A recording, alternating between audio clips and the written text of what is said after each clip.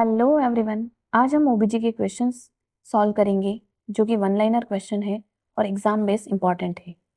सबसे first question हम पढ़ेंगे, मानव में गर्भावस्था का समय कितना होता है।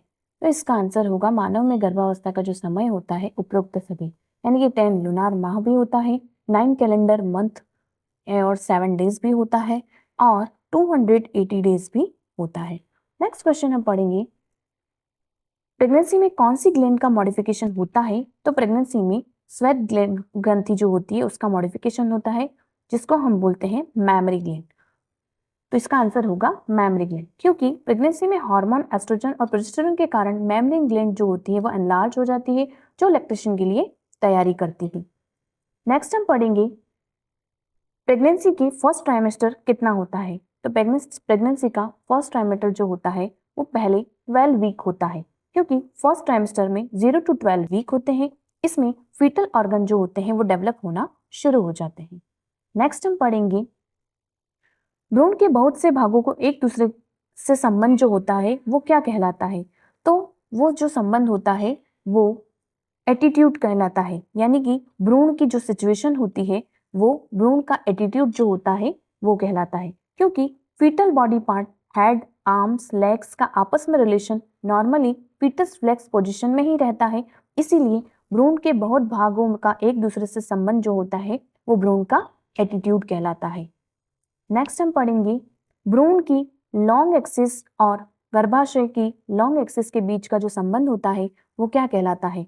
तो वह कहलाता है लाई, क्योंकि लाई यानी कि फिटल लॉन्ग एक्सिस और मैटरनल यूट्रस लॉन्ग एक्सिस के बीच का जो रिलेशनशिप होता है वो लॉन्जिट्यूडाइनल, ट्रांसवर्स और ऑब्लिक होता है। नेक्स्ट क्वेश्चन हम पढ़ेंगे, भ्रूण के अंग पहली बार स्पर्श करके कब महसूस होते हैं, यानी कि भ्रूण की जो पहली हलचल होती है वो पहली बार कब फील की जाती है। तो यह सेकेंड ट्राइमेस्टर में 20 वीक पर फील की जाती है, क्योंकि फर्स्ट फिटल मूवमेंट जो होता है उसे क्विकनिंग कहते हैं। प्रीमी ग्रेविडा में लगभग 18 से 20 वीक पर यह महसूस होती है। नेक्स्ट हम पढ़ेंगे, ओलिगोहाइड्रोमनियस का क्या मतलब है। ओलिगोहाइड्रोमनियस का मतलब होता है एमनियोटिक फ्लूइड का कम होना। तो एमनियोटिक फ्लूइड यानी कि ओलिगोहाइड्रोमनियस डिक्रीज एमनियोटिक फ्लूइड जो फीटल ग्रोथ को भी प्रभावित कर सकता है। नेक्स्ट हम पढ़ेंगे, गर्भावस्था के 16वें सप्ताह पर गर्भाशय की ऊंचाई कहां तक होती है।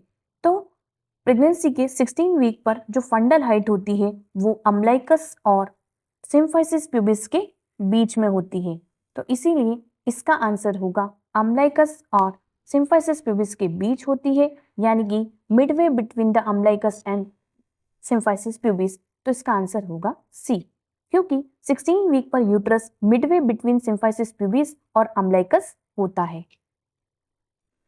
नेक्स्ट हम पढ़ेंगे, प्रीमी ग्रेविडा में लेबर की जो फर्स्ट स्टेज होती है उसका समय कितना होता है। तो प्रीमी ग्रेविडा में लेबर की जो फर्स्ट स्टेज होती है उसका समय 10 से लगभग 12 घंटे होता है, क्योंकि पहली प्रेगनेंसी में सर्विक्स धीरे धीरे डायलेट होती है, इसलिए समय अधिक लगता है। नेक्स्ट, मल्टीग्रेविडा में लेबर की जो फर्स्ट स्टेज होती है उसमें समय कितना लगता है। मल्टीग्रेविडा में लेबर की जो फर्स्ट स्टेज होती है उसमें समय 6 से 8 घंटे लगता है। प्रीवियस डिलीवरी के कारण सर्विक्स जो होती है वो जल्दी डायलेट हो जाती है, इसीलिए इसमें समय 6 से 8 घंटे लगता है। नेक्स्ट, प्रीमी ग्रेविडा में लेबर की सेकेंड स्टेज कितनी होती है। तो प्रीमी ग्रेविडा में लेबर की जो सेकेंड स्टेज होती है वो 2 घंटे होती है, इसलिए इसका आंसर होगा सी।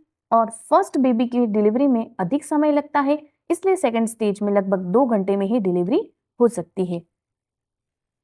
नेक्स्ट, मल्टीग्रेविडा में लेबर की सेकेंड स्टेज में कितना समय लगता है। तो मल्टीग्रेविडा में लेबर की सेकेंड स्टेज में कम से कम 30 मिनट लगते हैं, क्योंकि पहले डिलीवरी हो चुकी है जिसके कारण बेबी जल्दी डिलीवर हो जाता है। Next question, primigravida and multigravida दोनों लेबर में थर्ड स्टेज में कितना समय लगता है। तो प्रीमी ग्रेविडा और मल्टीग्रेविडा दोनों लेबर की थर्ड स्टेज में लगभग 30 मिनट का समय लगता है, क्योंकि थर्ड स्टेज में बेबी डिलीवर से प्लेसेंटा डिलीवर तक सामान्यतः 5 से 30 मिनट में पूरी हो जाती है। नेक्स्ट, मानव भ्रूण की सामान्य लाई कॉमनेस्ट जो लाई होती है वो क्या होती है, यानी कि मानव भ्रूण की सबसे कॉमनेस्ट लाई जो होती है वो लॉन्जिट्यूडाइनल लाई होती है, क्योंकि लगभग 99% प्रेगनेंसी में फीटस लॉन्जिट्यूडाइनल लाई में होता है, जो नॉर्मल वेजाइनल डिलीवरी के लिए सबसे कॉमन और फेवरेबल है। आई होप आपके लिए ये वीडियो और ये क्वेश्चंस हेल्पफुल रहे होंगे। आगे की इसी तरह की क्वेश्चन देखने के लिए चैनल को लाइक, शेयर और सब्सक्राइब ज़रूर करें।